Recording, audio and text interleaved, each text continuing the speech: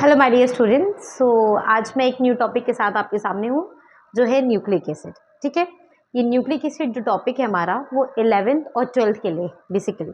ठीक है, 12th में तो मॉलिक्यूलर बायोलॉजी में है ही ये, और 11th में भी ये चैप्टर आपको मिल जाएगा। ठीक है, तो let's start with this first nucleic acid. Nucleic acid में हम लोगों को पढ़ना क्या है, अबाउट डीएनए एंड आरएनए। अब डीएनए और आरएनए का फुल फॉर्म तो सब जानता है, डीऑक्सी राइबो न्यूक्लिक एसिड, और इसमें राइबो न्यूक्लिक एसिड।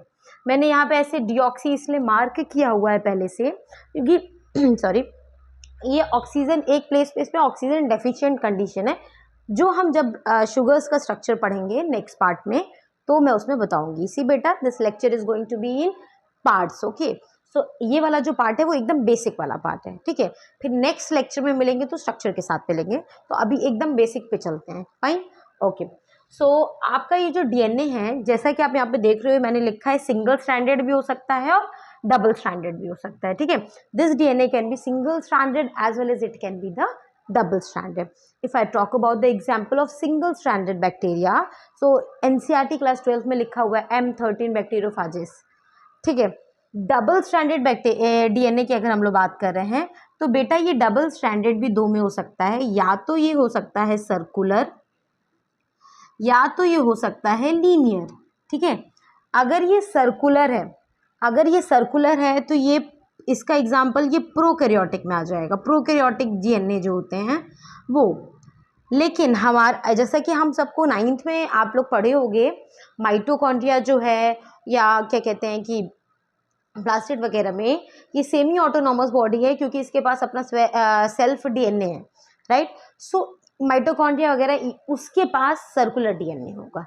ठीक है, यहाँ पे क्या होगा, एग्जाम्पल प्रोकैरियोटिक का तो होगा ही होगा, साथ साथ हम लोग एग्जाम्पल लिख सकते हैं माइटोकॉन्ड्रिया, प्लास्टिड, ये सब में एग्जाम्पल हम लोग इसमें लिख सकते हैं।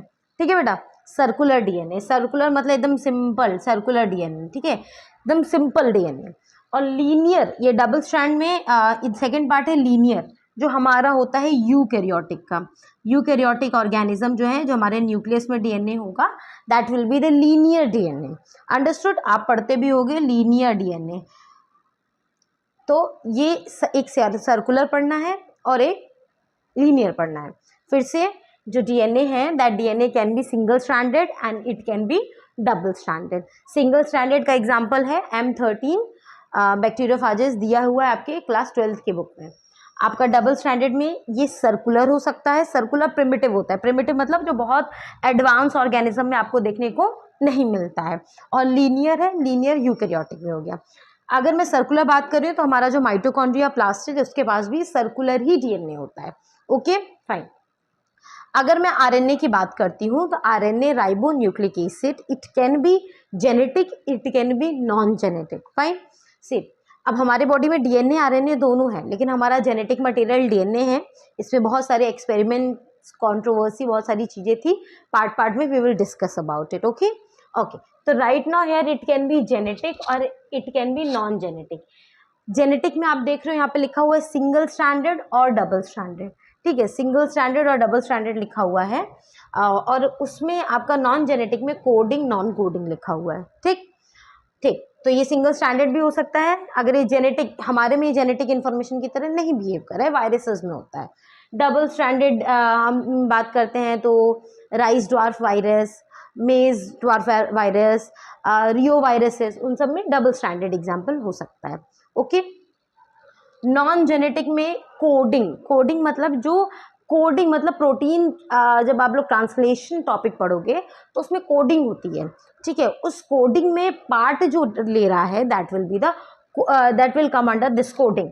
और कोडिंग में पार्ट ले रहा है, प्रोटीन ट्रांसलेशन में पार्ट लेता है हमारा mRNA। ठीक, और ये नॉन कोडिंग है। नॉन कोडिंग में आप देख रहे हो कैटालिटिक लिखा है और नॉन कैटालिटिक लिखा है। आप लोग जानते हो कि कैटालिट्स क्या होते हैं, जो रेट ऑफ रिएक्शन को इंक्रीज कर रहे हैं बिना रिएक्शन में पार्ट लिए हुए, राइट।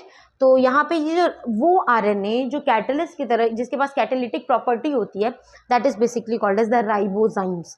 ठीक है, और अगर हम लोग नॉन कैटलिक की बात करते हो तो टीआरएनए है, SNRNA है, IRNA है, बहुत सारे आरएनए आप लोग एनसीईआरटी में भी पढ़ लोगे, लेकिन इस कैटालिटिक को छोड़ के बाकी जो बच रहे हैं हम उसको नॉन कैटालिटिक में डाल सकते हैं।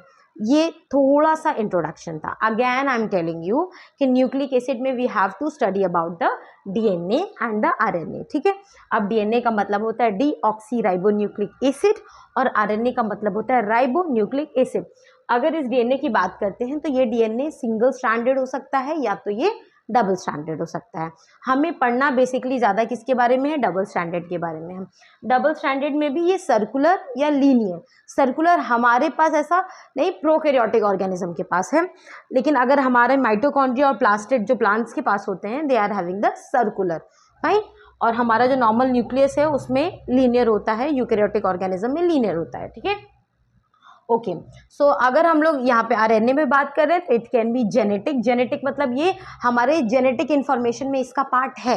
मतलब आप लोग समझ, जैसे एक जनरेशन से दूसरे generation genetic information pass on हो रही है, तो यहाँ पे it is acting like a genetic.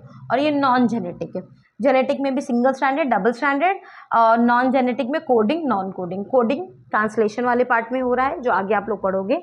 MRNA और नॉन कोडिंग में कैटालिटिक या नॉन कैटालिटिक। वो आरएनए जो एक कैटालिटिक प्रॉपर्टी उसके पास होती है उसको हम लोग कहते हैं राइबोजाइम। आई होप ये एक छोटा सा पार्ट है इंट्रोडक्शन का, ये आपको समझ आएगा। इसके बाद वाले जो हम लोग पार्ट में मिलेंगे तो उसमें मैं आपको सिंपल डीएनए के बारे में बात करूँगी, ठीक है। आई होप आपको ये समझ आया होगा। Please if you want you take the screenshot and you can write it in your examination. Fine, thank you. मिलते हैं अब हम लोग नेक्स्ट पार्ट में।